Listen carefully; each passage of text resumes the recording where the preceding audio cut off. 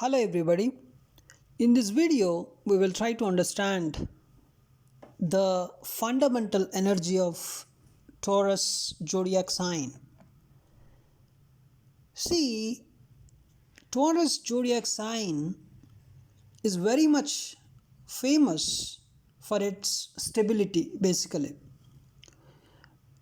Taurus is the second sign of the zodiac and it is ruled by Venus, and in the Vedic literature we call it as Shukra. And Taurus is an earthy sign. It's a fixed sign. It's called as Sthira Rashi. Aries, while we discussing Aries, we said Aries is a mobile sign. It's a Chara Rashi, whereas Taurus is a fixed sign. So, generally speaking, whenever your 10th lord is in the sign of Taurus, that means you want to be in a profession where you have a stable career, right? Generally, you don't want to change your profession when your 10th lord is in the sign of Taurus. And of course, when your 10th house has some other planet like Ketu, then if Ketu is taking the dominance, then yes, of course you would change your job. You would like to change your job. That is a different thing. So the overall energy should be observed, but still the 10th lord is sitting in Taurus. That means most of the times your job would be a stable thing. And of course you need to check your 10th house as well to say something more about this. And I would say Taurus is a sign of stability, likes comfort, routine and predictability. It's very much stable. And Taurus is very much famous for its sensuality. It's ruled by Venus, so they enjoy beauty, music, food, art and physical comfort. And also Taurus people, whenever you talk about Taurus people, you talk about possessiveness, deeply attached to people or ideas or values or possessions. So they're deeply attached basically. So they are very possessive in nature, because that's where this fixed sign, the stable sign analogy is coming, right? And determination. See, once they decide, they stick with it. They stick with it, slow but steady, right? That's where the Taurus symbolism, you can see the Vrushabha, right? That is the symbolism of it. It's a slow but steady. Once they decide, they stick with it. That is the fundamental energy. And also, it's an earthy sign. So, earthy sign in the sense they are practical and realistic, right? Not easily swayed by some fantasy, right? They are grounded, they are practical, they are realistic. No fantasies allowed in the Taurus world. So you can think of Taurus as the fertile green earth in spring. It's calm, it's very much nurturing, slow to change, but rich in potential and deeply rooted, right? Very calm, nurturing, slow to change. But if you observe the potential, it's very rich in potential. And you may ask, see, Taurus has 3 nakshatras in it. Kritika 2, 3, 4 padas. Rohini completely is in the center of Taurus. And then Mrigashira 1, 2 padas are in Taurus. Then you may ask, is Taurus energy similar in all these 3 nakshatras? Is it the same? No, it's not the same. Generally, each zodiac sign spans across 3 nakshatras, which act like a kind of flavors or filters over the main sign. So Taurus is the main body of energy here, and nakshatras is the expression of that energy. They express in a different way. I will explain you very clearly that in some time. See, just like all people from a particular country share a national identity but have different languages and cultures based on their state. So Taurus is like the country and nakshatras are like states, you can say, if you want more analogy, right? So Taurus nakshatras, if you observe Kritika 2, 3, 4 padas, Kritika is called as the cutter. Kritika means the cutter in Sanskrit. So its symbolism is also a razor, knife. Its deity is Agni, the fire god. It's a fire. It is a kind of fire, basically. Kritika is a kind of fire. Its ruling planet is also sun.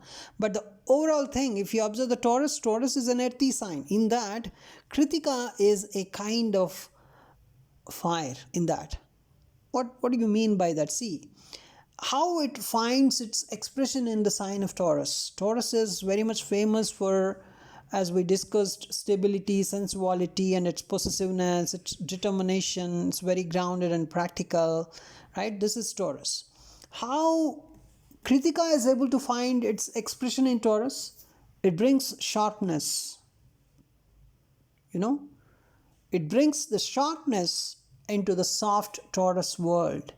So these natives are driven, perfectionists, sometimes critical, especially in the sign of Taurus I'm talking about, right? Leave about the thing that is in the sign of Aries, the Kritika first pada. I'm not talking about that. As fire and earth blend here, right? That's where the strong willpower is coming into the picture for Kritika 2, 3, 4 padas. As fiery determination in grounded ways. So the strong willpower, see, when fire and earth blend together, then you can see that strong willpower. See, Taurus is famous for comfort. It's comfort, right? It's a comfortable area. Whereas Kritika is famous for its discipline. So people who work hard for their comfort can be protective as a kind of leadership material here for Kritika, but may struggle with inner anger or control. That is a different thing, right? So these people often have a fire side on a kind of earthly plane, right? So they work hard for their comfort, basically. And that is how Taurus is finding its expression in Kritika. I will explain you with some more differences also how you can see Taurus in terms of different nakshatras. And then Rohini, the beautiful, the red one, right? It's entirely in the Taurus, center of the Taurus. Its symbolism is a kind of chariot, or the old in ancient India, the bullock cart is the symbolism basically, and its deity is Brahma, the creator, and ruling planet is Moon. And as Moon likes Rohini, we generally say Rohini is the beautiful one, right? And how it is finding its expression in the sign of Taurus? See, this is Venus plus Moon, the beautiful area, right? So the sweetest, the most fertile and sensual placement in the zodiac. So very creative, very artistic, emotional depth you can observe, and also grace, charm, beauty. That is all, the mixture of all this is Rohini.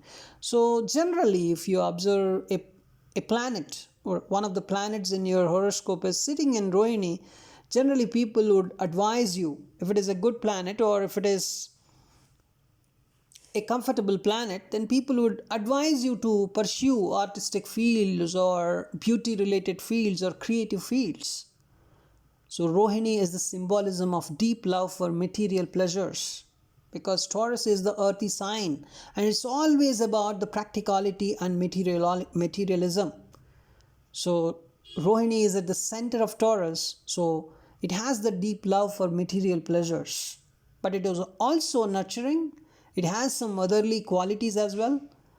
And as we can say, the Taurus fundamental qualities like possessiveness and all you can observe in the nakshatra Rohini. It's very emotional and sensitive to beauty and rejection as well. So Rohini in Taurus is a kind of ultimate artist or the nurturer. It's a beauty with attachment, we say, right? So that is how it is finding its expression in the sign of Taurus.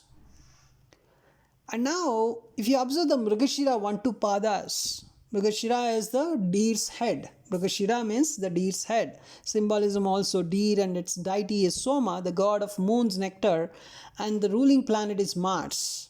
And pada 1-2s are in the sign of Taurus. And how it is finding its expression in Taurus? It's all materialistic. The Taurus world is all materialistic. It's all about Mrigashira is always about seeking. It's very curious, it's restless, it's always wanting to explore. So this is all, where your life is finding something exciting about materialism. That is all the Taurus world. See, Taurus tries to settle, but Mrigashira wants to roam. So this creates a kind of inner duality here. So Mrigashira is a bit movable, right, in the Taurus world compared to other nakshatras, but it's a semi-movable thing because Taurus has that fixed nature as the Mrigashira 1-2 padas, even though they have that kind of feeling of roaming, but still this Taurus is making it a bit fixed. So, and Mrigashira 1-2 padas are very much famous for playfulness and also a kind of flirtation, also searching behavior. This is all, a kind of playfulness is added to the Taurus energy here, Taurus study energy. And Mars is in the earthy sign. It's a kind of Martian energy is trying to express itself in the sign of in an earthy sign. So a kind of strong instinct, a sensual desire, and anxiety about stability. It can be observed in this energy of Mrigashira. That's how Mrigashira is finding expression in the sign of Taurus. So Mrigashira in the sign of Taurus is like it's very much curious. It's very much it's curious, but it's very cautious. It's sensual, but it is restless. So you can say Taurus energy is not the same across all the three nakshatras. The core Taurus traits like earthiness or sensuality or stability or comfort lovingness, these are all similar across all these three nakshatras, but the expression of that energy is very much different depending upon the nakshatras, right? So you can see Kritika is a kind of fire. It is very much attached to discipline, perfectionism, intensity, and all. Whereas Rohini is very much famous for beauty, emotion, charm, fertility, attachment. This is all about Rohini. Rohini is finding its expression on this earthly Taurus like this, right? Whereas Mrigashira is finding expression in terms of curiosity, sensual seeking, anxiety, and playfulness. This is all earthy behavior only, right?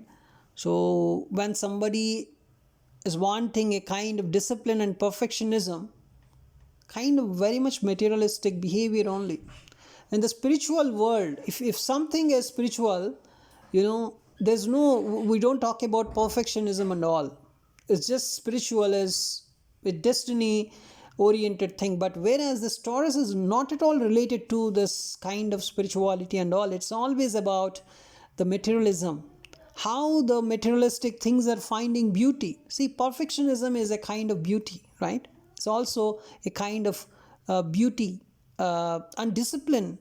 When you add discipline and perfectionism to something and also intensity, how much earthy it is. Just imagine. So Kritika is finding its expression in that earthiness, right?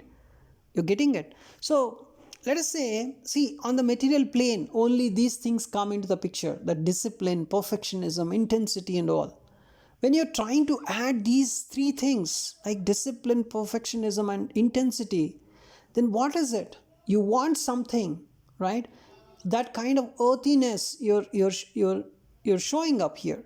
So that's where, right, you can see this Kritika is finding the expression in the earthy Taurus. And how is Rohini?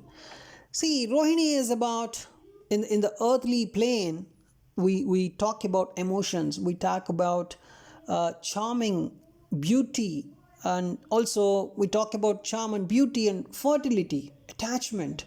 This is all very much materialistic, right? It's all very much materialistic. That's how this earthly behavior, right? Rohini is finding its earthly behavior here. And if you observe the another nakshatra, that is Mrigashira, which is about the curiosity, the anxiety, the playfulness, this is all materialistic behavior only, right? So these nakshatras are finding a very good fit in the sign of Taurus, which is a materialistic world, which is a kind of resources, is a world of resources, right? So the whole Taurus is about resources, right? That's where these are fitting. If you observe Kritika, let us say I'm talking about a garden. You know, a perfectly trimmed Zen garden, a perfectly trimmed Zen garden. Just see it. How perfect it is. It's very much it is a kind of symbolism of discipline and perfectionism, right? That is Kritika. Because in a perfectly trimmed Zen garden, you can observe the discipline, you can observe the perfectionism and also intensity, right? That is all materialistic only, right? That is all materialistic, earthly behavior, the whole Taurus, right? So Kritika is finding its expression that way. It's as a perfectly trimmed Zen garden. Whereas Rohini is a kind of lush, romantic rose garden, which is it's very beautiful, it's charming, it's emotional. It's a kind of you would get attached to it very easily, right? It's a lush, romantic rose garden. You're getting it? So earthiness is a kind of materialism. When some sign is earthy, you can understand it's very much related to attachment. It's very much earthy in nature. It's very much resources oriented sign. Taurus is that one. It is a fundamental of that one. And now Rohini is a lush romantic rose garden. Then Mrigashira is a kind of, is a meadow with a deer running around, you can say, right? That's where you can see a kind of sensualness there. You can observe a kind of playfulness, right? So this is the energy of this Mrigashira nakshatra, right? Very much sensual, curious. It's anxiety, it's a playfulness, it's a meadow kind of, right? It's a playful meadow. So here the soil, if you observe the whole soil is the same, that is Taurus. But the flowers are different. The flowers are different. How the flowers in a trimmed Zen garden would look like, and how flowers in a lush romantic rose garden would look like, and how the small flowers in a playful meadow would look like, right? So that analogy also you can feel it with that analogy also. So here the Taurus is the fundamental thing, that is the soil, but the flowers are different. Kritika 2, 3, 4, Rohini 1, 2, 3, 4, and then Mrigashira 1, 2. So Taurus is a core earthy Venusian energy. It's very much famous for its comfort, resources, beauty and stability. As the nakshatras are flavors that change how that energy is used. Basically, how this comfort, beauty, stability are used in different nakshatras, right? So Kritika is famous for that discipline and fire, whereas Rohini is very much famous for sensuality and emotion, and Mrigashira is famous for that curiosity and playfulness. So all Taurus natives do not act the same. The nakshatra gives that tone, the depth and purpose of that expression, right? So, but the soil is the same, right? The soil is the core earthy Venusian energy, showing that comfort, beauty, stability, and the materialism. That is the energy of Taurus. Hope you enjoyed this video. In the next video, I will try to explain the energy of Gemini zodiac sign. Thanks for watching this video.